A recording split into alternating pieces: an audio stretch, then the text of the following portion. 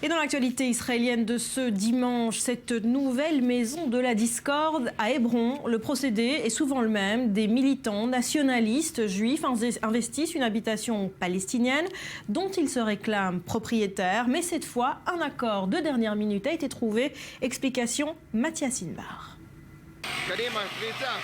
Allez en avant, entre. Les maisons de la colère. L'entrée y est rapide, le pas pressé. Jeudi dernier, des résidents des quartiers juifs de Hébron pénètrent dans 2 appartements qu'ils affirment avoir achetés à un Palestinien. Une installation qui passe mal, tout d'abord sur le terrain avec des affrontements entre Israéliens et Palestiniens. Mais c'est surtout du côté politique que la polémique enfle. Car sur ordre du ministre israélien de la Défense, la police des frontières et l'armée évacuent mini-militari les lieux. Levée de boucliers de la droite, plusieurs députés du Likoud, le parti du Premier ministre, et du Parti national religieux déserteront ce lundi la séance de la Knesset, le Parlement israélien.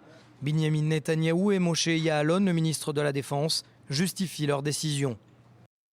Je soutiens les implantations et j'apprécie ces résidents qui se tiennent face au terrorisme avec courage et détermination. Mais nous sommes tenus de respecter la loi. L'État d'Israël est un État de droit et je n'ai pas l'intention de trouver un compromis lorsque la loi est violée. Dans le cas des maisons à Hébron, la loi a clairement été violée. Lorsque vous voulez occuper une maison, il y a des étapes légales à respecter. Aucune d'entre elles n'a été respectée. Et c'est pour cette raison que ces occupants ont été expulsés. Depuis, le ministre de la Défense a autorisé la rouverture que d'une seule maison, seule condition que la porte d'entrée ne puisse être accessible que du quartier juif pour éviter les affrontements avec des Palestiniens. L'un des propriétaires affirme que cet achat a été fait légalement, sauf qu'un décret présidentiel palestinien interdit la vente de biens immobiliers à des juifs. Dans ce genre de cas, les transactions ont alors lieu dans le plus grand secret.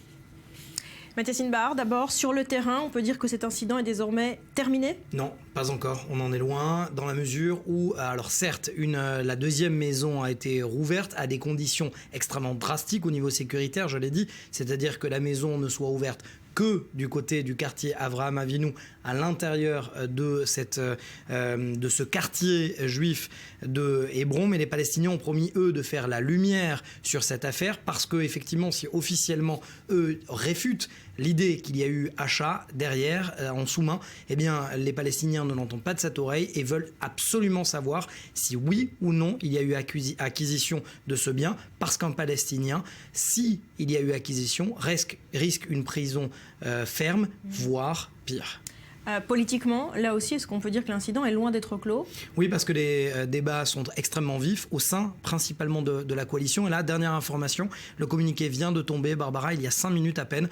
Le camp du foyer juif, Naftali Bennett et surtout Ayelet Shaked, la ministre de la Justice, demande aujourd'hui au Premier ministre, parce qu'il vient avoir un cabinet ministériel et une réunion de leur principale formation politique, demande absolument à ce qu'il n'y ait plus que seul le ministre de la Défense décide seul du gel des constructions, mais véritablement qu'il y ait un ministère des implantations. Pour l'instant, proposition rejetée par le camp Netanyahou et Ya'alon.